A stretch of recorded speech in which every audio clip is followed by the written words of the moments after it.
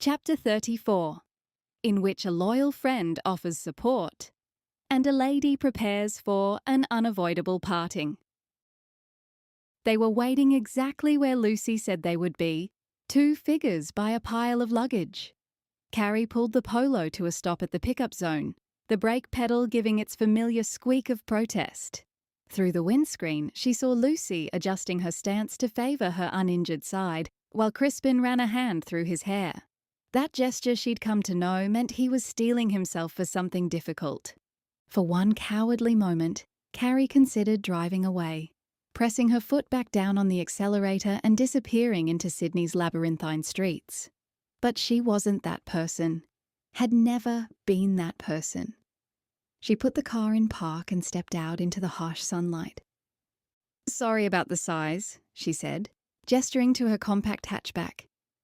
"I didn't really plan on transporting half an antiquarian bookshop when I bought it."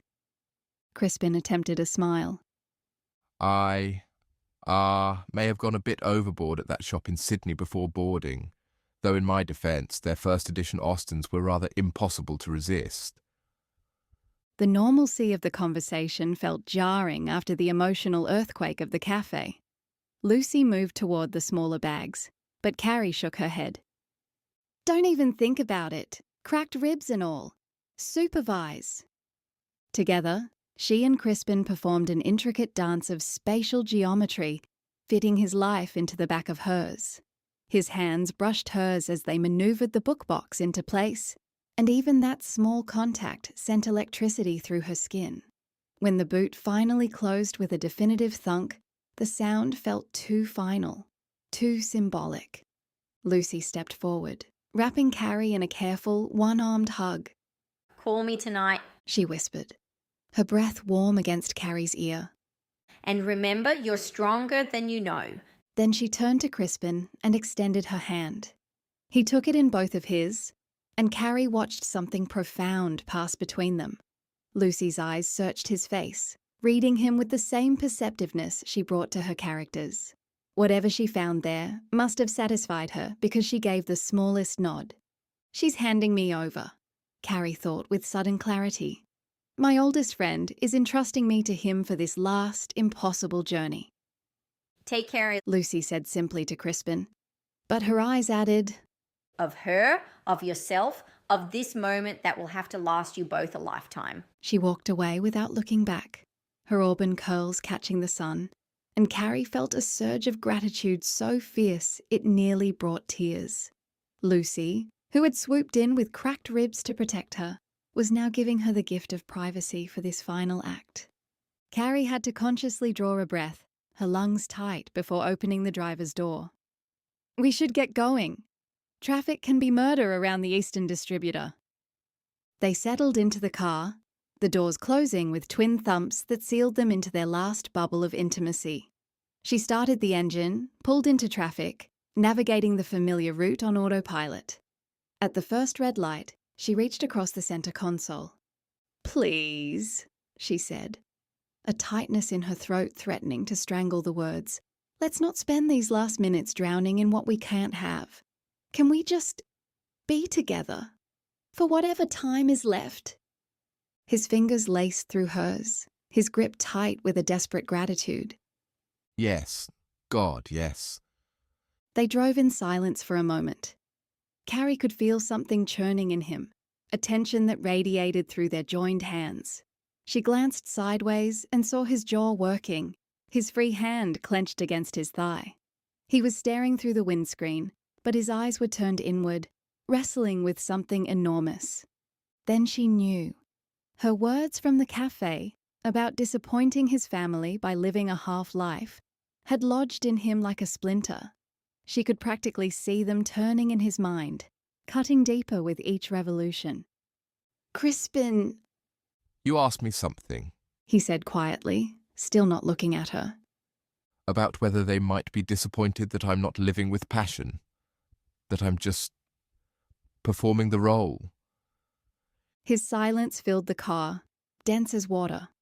She had handed him one final, impossible question, and she could feel it burrowing into him, something that would travel with him across oceans. a piece of her permanently lodged in his soul. I don't have an answer, He continued, his voice rough. but I know I'll never stop looking for one. Because of you. A plane appeared in the distance, a Qantas 737 on approach. Its presence a reminder of where this journey led, the first marker of their deadline.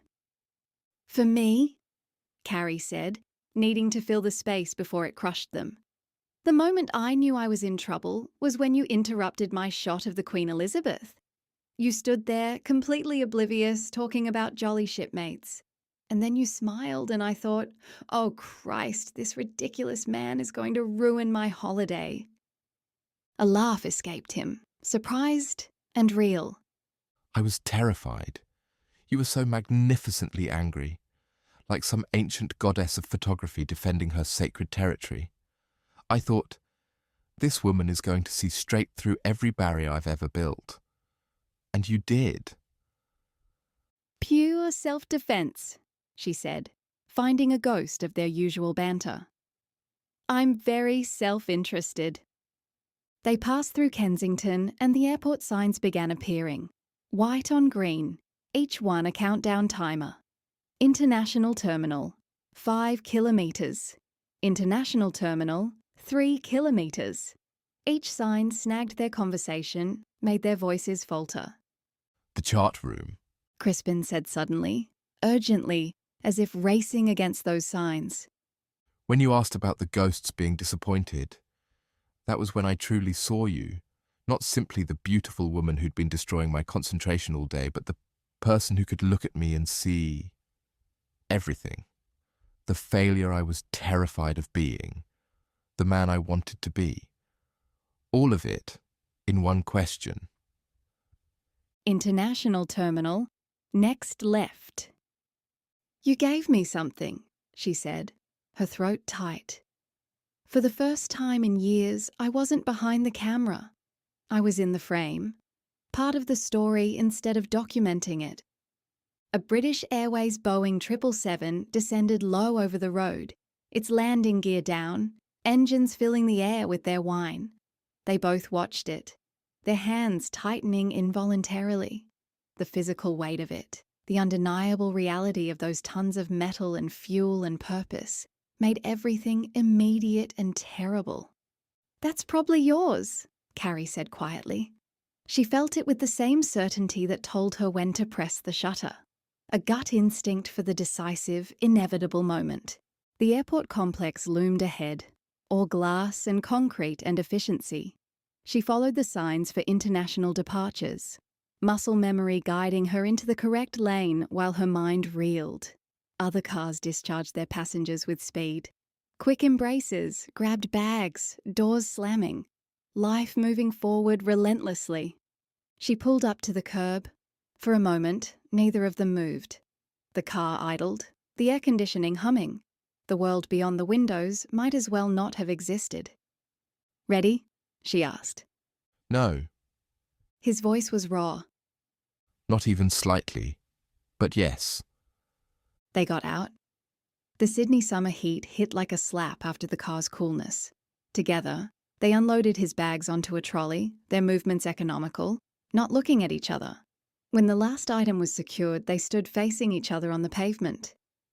Carrie, He began, then stopped, as if her name contained everything he couldn't say. She stepped forward, her hands finding his face, thumbs tracing his cheekbones, memorizing the exact texture of his skin. His arms wrapped around her waist, pulling her against him with a force that would leave bruises she'd treasure. When they kissed, it wasn't gentle. It was desperate and consuming. A frantic attempt to record each other, tasting of grief and coffee and the salt from tears she hadn't realized she was crying. She tried to memorize everything once more. The pressure of his mouth, the catch in his breathing, the way his hand tangled in her hair. This kiss that had to last forever, because it was their last. A car horn blared, harsh, impatient. Then another, longer, angrier. They pulled apart, both breathing hard. Behind them, a taxi driver was gesturing furiously through his windscreen. Go! she said, stepping back. Each centimetre between them felt like tearing fabric. Go on, Crispin.